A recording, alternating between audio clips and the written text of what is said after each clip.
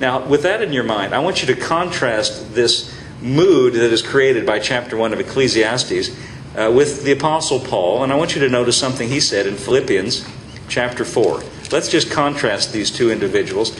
Philippians chapter 4, and I want to begin reading with verse 10. And Elliot, I'd like to do the message on this occasion. I was reading this in the message, and I really like the way he said it. Now, Paul, before I read this, Philippians chapter 4, verse 10, from the message, I need to tell you this, that the Apostle Paul, when he wrote this, was not like Solomon. He was not reigning as a king. He was not dressed in the finest apparel. He was not having men servants and maid servants under him with all the riches there are to have in the world. He was in a Roman prison. When Paul wrote Philippians, he was in we might say, the opposite condition that Solomon was in. He was in prison, in a Roman prison, which I guarantee you was not like the prisons we have today. I know Paul works out here at Bill Johnson, and it's a modern day prison, and it's well lighted, and I suppose there's no rats running around, and you're not going to get some deadly disease, and people aren't chained to the wall. I guess I've never seen that. Yeah. Anyway, it's not like, and Paul was in a prison much worse than anything we could conceive of, and yet notice how he writes to the Philippians from the Roman prison in verse 10. I'm glad. Now, right away, just 2 words into it, we see here's a totally different point of view than Solomon. Paul, from the Roman prison, says, I'm glad in God, far happier than you would ever guess. Happy that you're again showing such strong concern for me. Not that you ever quit praying and thinking about me, you just had no chance to show it. Next verse.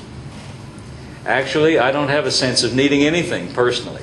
I've learned by now to be quite content, whatever my circumstances. Let's get another one. I'm just as happy with little as with much as with little. I found out the recipe for being happy, whether full or hungry, hands full, hands empty. Wow, this is quite a different frame of mind than Solomon. Well, notice what he says here. I'm just as he says. I've found the recipe for being happy, whether full or what he's not saying there's any virtue in being empty. He's not saying there's any virtue with having lack, but he's saying, listen, that's not what's going to make you happy. He said, I found out I can be happy with my hands full or with my hands in. It's not about that. And he's saying, I've figured it out or found out how. Notice, let's let him share it with us. Next verse. Whatever I have, wherever I am, I can make it through anything in the one who makes me who I am. Notice that again. Whatever I have, wherever I am, I can make it through anything. And here's the key thought right here. In the one who makes me who I am. Now, when Solomon wrote to us back in Ecclesiastes and said everything is vain, everything is futile, everything is empty and hopeless, he said 4 times at least, he said, this is what it's like, life under the sun. Now, think for a minute with me. What does he mean by that metaphorical, that poetic phrase when he says under the sun? Life under the sun is futile. Well, he means by that, when he says life under the sun, he means in this natural, physical world, under the sun. He means it physically speaking, naturally speaking. But Paul here is not writing about life under the sun. If I could give you a turn of words, he's writing about life in the sun, S-O-N. See, Solomon lived life under the sun, S-U-N. Paul now is talking about what it's like to have life in the sun, S-O-N, in the one. Notice he says that. I can make it through anything in the one who makes me who I am. Now, Solomon was at the apex of everything, at the top of the heap, of everything that was possible to have. And he said, I've got it all, I've done it all, and it's all empty and it's all futile. And see, that should be what could I say? A word of advice for us that there's nothing in this world under the sun that's going to satisfy us. There's nothing in this world under the sun that's going to make things right. But there is another kind of life.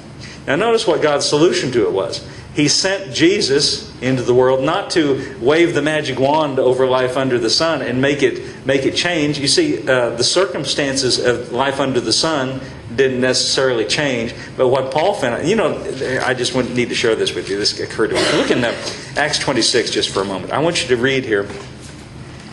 And I know this is just wording, but I think this is nice. Paul is describing the day he met Jesus on the road to Damascus. Acts chapter 26. Elliot, I'm reading from the King James translation. And he talks about, this is his personal testimony. And let's see. Let's see here. At verse, let's take in verse 9. Acts 26. Paul is getting sent to Rome here, and he's appearing before a king named Agrippa.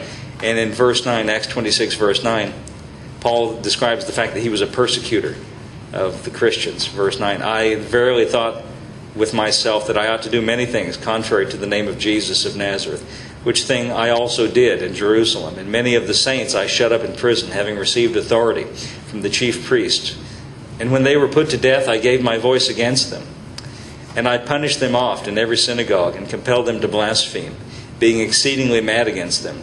I persecuted them even unto strange cities. Whereupon, as I went to Damascus, with authority and commission from the chief priest, at midday, O king. Stop right there for a minute. What does midday mean? Noon, right? And what's true about midday and noon? Where's the sun? It's the highest it's going to be. It's at the highest point of, we might say, life under the sun. That's the highest point of where the sun is. And this is interesting, I think, that Paul says this happened at midday. At midday, O king, I saw in the way a light from heaven, above the brightness of the sun.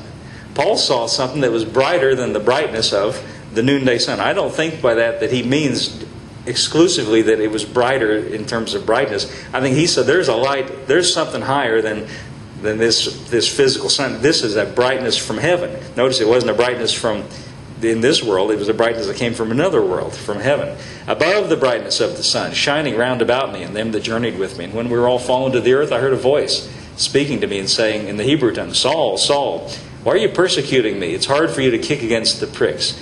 And I said, who are you, Lord? And he said, I'm Jesus, the one you're persecuting. But rise, stand upon thy feet. I have appeared to thee for this purpose, to make thee a minister and a witness, both of the things which thou hast seen and of those in the which I will appear unto thee, delivering thee from the people and from the Gentiles, unto whom I now send thee, to open their eyes. Wait a minute. Does that mean to say that all the people that Paul was preaching to were blind? Well, not physically, but when he says to open their eyes, what does he mean? Well, to let them see and understand something they didn't see and understand before. To open their eyes, to turn them from darkness to light, from the power of Satan unto God, that they may receive forgiveness of sins and an inheritance among those that are sanctified by faith that is in me. Now you notice that Paul, when he was called Saul, before he met Jesus, he was doing all these things. He was living life, we might say, under the sun in a natural, physical, human way. But then he had an experience and he met Jesus, who came to him in a light that was brighter than, that was above, that was higher than that. And he got a glimpse into another kind of life.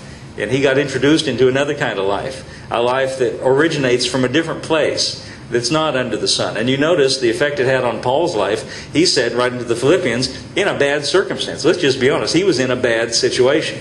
He was in a Roman jail right into the Philippians. And not only that, he was waiting to appear before a guy named Nero. Now, if you've ever read the history of the Roman Empire, they had many emperors, but Nero was just about the worst emperor, the meanest and the cruelest. He was crazy. They called him a beast. He would dress up with clothes, animal skins, and he'd chase people around and kill them. And he was a bestial, evil. He was like the worst emperor that ever reigned on the throne of Rome. And I think it's interesting that the worst, most evil, beastly emperor was going to get ministered to by we might say, one of the best saints that ever wrote in the New Testament. The one who had, he wrote 3/4 of what we call the New Testament today. Anyway, Paul was getting ready to appear before Nero, and we know from tradition that the result of that was Nero lopped his head off, and that was the end of him. So he was in a stressful situation, but he's sitting, picture this, sitting in this Roman prison saying, I'm happy in God, I'm content, whether my hands are full or my hands are empty, I'm content. And he says the secret is I can do everything. King James says I can do all things through Christ. I like what the message says. I can make it through anything because I'm in the one who strengthens me, or the one who makes it possible. Paul found out there was a life higher than this earthly life. It was a life in the Son, S-O-N.